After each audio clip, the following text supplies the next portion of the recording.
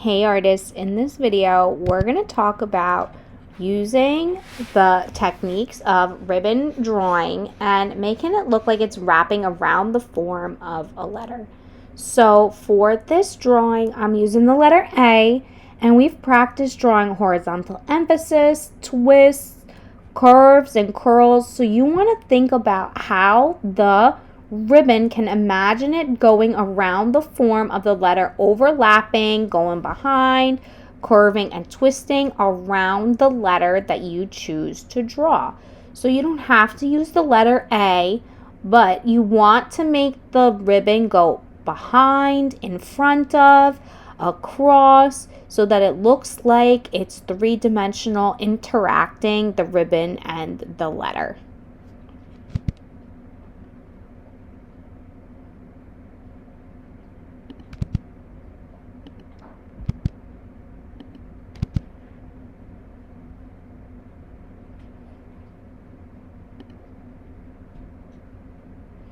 So then you're going to use an eraser to clean anything up as you're going.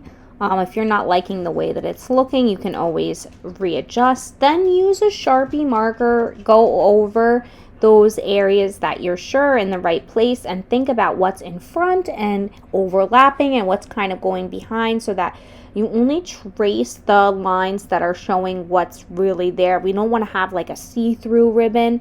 We want the ribbon to be opaque and kind of like overlapping the letter, so that we are going to have to erase some of these lines that cross where the ribbon and the letter are intersecting.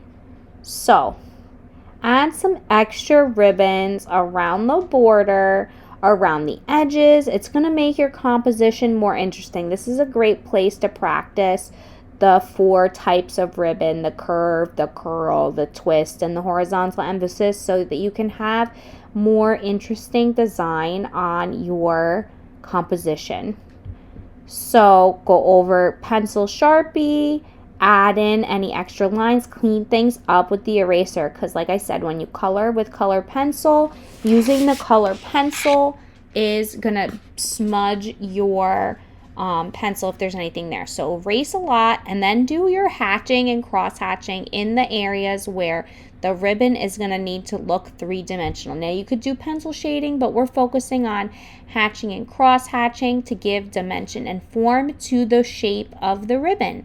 So make sure that you vary the width and the placement of the lines, so that as you are building up the form, it's looking more and more realistic to your drawing and the way that you've shaped all of the ribbons around your letter.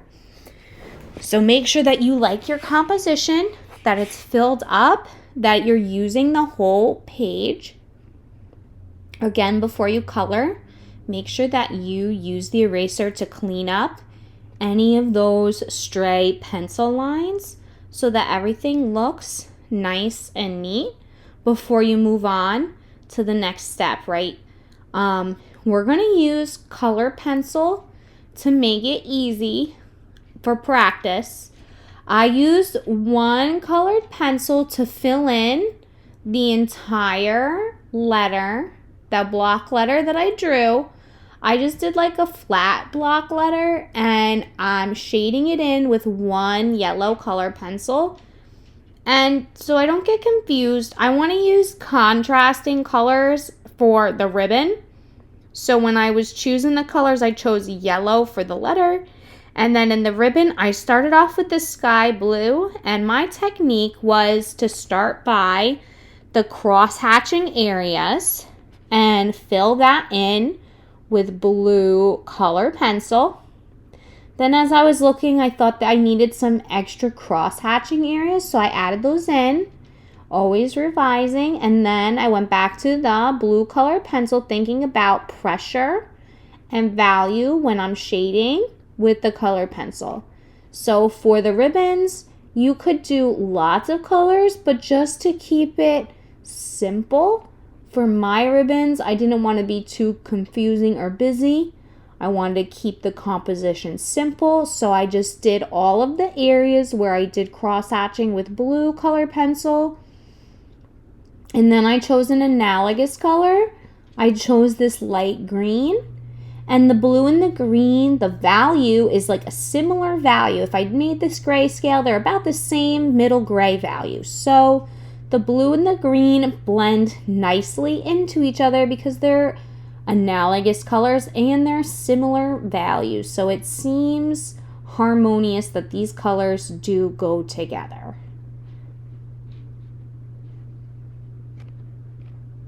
Now, it's really just up to you. If there's areas that you need to add more value, go back in with the blue and press a little bit harder.